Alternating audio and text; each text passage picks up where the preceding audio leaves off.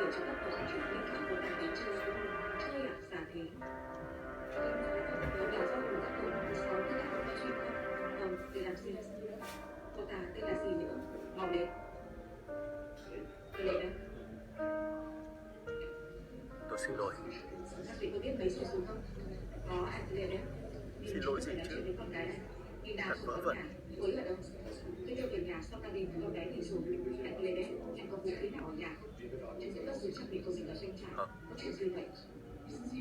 Anh có biết con gái mình ở đâu không? 22 từ 17 giờ đến 22 Tôi muốn nó xin lỗi chính thức với ông. Nó ở Linz, tham gia một khóa chuẩn bị và với cả Lam nữa. Khóa học bắt đầu hôm thứ sáu lúc 10 giờ và kết thúc vào lúc chủ nhật 17 giờ. Anh có chắc là tôi ở đó không? Chắc chắn nó phải Tình yêu thật sự chỉ dành cho hai người. người. Anh nhớ cặp bé muốn tìm tiền. Em gái anh muốn nhập ngũ à? Vâng. Tôi đã cố tình xen vào. Cô biết không, Nina đã có thời gian khó khăn. Khi chúng tôi từ Kosovo trở về, mọi chuyện không thuận lợi. Nó đã bỏ học Nếu ở tôi Mỹ tỉnh táo Lan, hơn, nhưng kiến thức không dễ khi người ta không học hành. có lẽ mọi chuyện đã không rối tung lên như này. Trước thời gian đi vào tôi đã nói là bị ốm và sẽ đến hôm sau. Anh Ledes, tôi e rằng chúng tôi phải triệu tập con bé anh để cẩn thận. Chúng tôi lý giải những người tôi đã lên kế hoạch tấn công trường lúc nào. Tôi không thể hiểu tại sao lại có những lúc tôi mất bình tĩnh như vậy. Gì cơ? Tôi không biết là mình đã làm gì nữa. Đúng vậy. Người tha mà bạn. Thật may là mọi việc trông có vẻ ổn. Và nếu chắc anh được cái làm việc ở đây. Thật ra, xem cho lời đâu, không cứ đi cùng. lúc ở bệnh viện,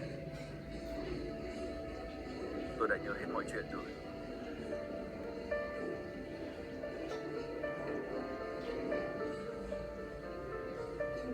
Xin lỗi đã làm gì? Cô trả lời. Tôi có thể nói chuyện với cô một lúc không? Vâng. Tại sao không phải là cơ bản thanh tra? Đã xem kỹ về số đầu tiên trong 130 nhà.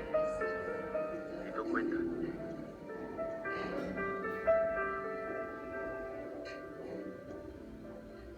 Sau này, dần dần, tôi đã bình phục và nhớ ra mọi chuyện.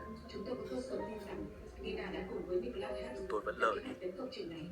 Nina ư? Chuyện đó. Tôi hy vọng rằng nhưng mà chuyện đó đã đi quá xa. Lam có thể một người mà không nỡ rời xa tôi. Sớm này sẽ tất cả đi về phía bắc, ở đó đi về phía sau, sớm hơn trong đó. Như thế, tôi sẽ làm lên, chú đi.